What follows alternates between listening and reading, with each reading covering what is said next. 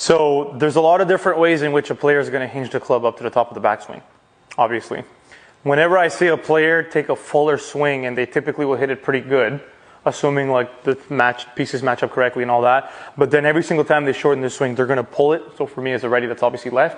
It's everything to do with the hand path in the first 2/3 of the backswing, every single time. So if I'm somebody, let's say, right, who, as I'm hinging the club back, you're going to see the hands gradually and progressively get deeper, so more behind me, that way, right? If I start hinging it back and my hands are going down a pretty consistent path in where they're going, even if I stop my backswing, my hands are going to be in a pretty good enough position, deep enough, more behind me, to where if I come down, I'll be pretty similar on my path as if I lengthen my swing. And the very simple reason is my hands are continuously getting deeper. So they're going down a consistent path that way.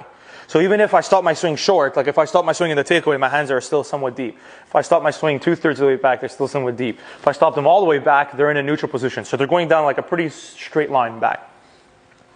In that scenario, if I shorten my swing, my hands are still in a good enough spot. So it doesn't matter. So when I come down, I'll still have that depth to my hands.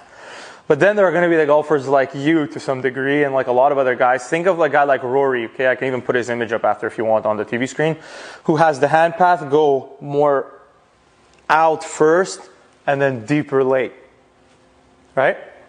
Well, what happens if you shorten your swing, but your hands aren't progressively getting deeper, but they're moving out in the first part? There you go. So if I set up to this ball now, and instead of having that continuous inward motion and direction to the hands, but instead, as I'm going back in that first third of my backswing, my hands are starting to disconnect and go out first, and then they're starting to come back. Well, the coming back and the building of that depth to the hands only happens in the late stages of your backswing. But if you cut your swing short, that no longer takes place. So your hands end up stopping where? They end up stopping much more in front of your body. And so as soon as you start having the same sequence of how much you rotate and all that coming down, your hands get way too far out in front of you and you're going to pull it. So if I stand here and then all of a sudden I'm doing this, but now I'm shortening my swing, well, I'm shortening my swing here. I only built that depth in the last third. So if I stop that last third, my hands stay out in front of me too much, right? So if I start to come down, my hands are going to be too far out. They're going to come low and in way too much, and you pull it every single time. And obviously the shaft is the reason why you're getting pulled, but the shaft is the byproduct of where the hands are. It's as simple as that, right? So if you are somebody who does that, on your 3/4 motion, on that shortened motion you're going to hit, you have one of two options. You can either physically and manually feel the hands direction change when you're going to hit that type of shot, because you have to get them more in first, or, which is what my preference would lie in that type of scenario, is rather than trying to feel something so drastically different to what your full swing is, because that's really weird, you have to offset the hand path somehow through the setup.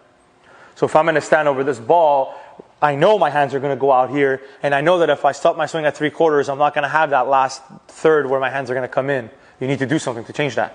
So what I would do to change that is I would say, okay, instead of like trying to keep everything the same, but now on the 3/4 shot, I'm trying to shove my hands in because it's going to feel super mega weird for you.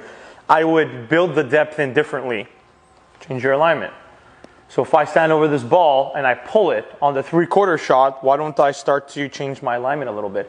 Because now, if my alignment for me as a right-hander is more right, for you as a lefty that's more left, I am pulling this hip back in the setup, right? When I pull this hip back in the setup, that pulls the shoulder back. When I pull the shoulder back, my arms naturally are going to be more in. So it's a way to offset the pull because of the direction that your hands are going in the first third of the backswing. And I see that a lot with players, so you have to be careful there.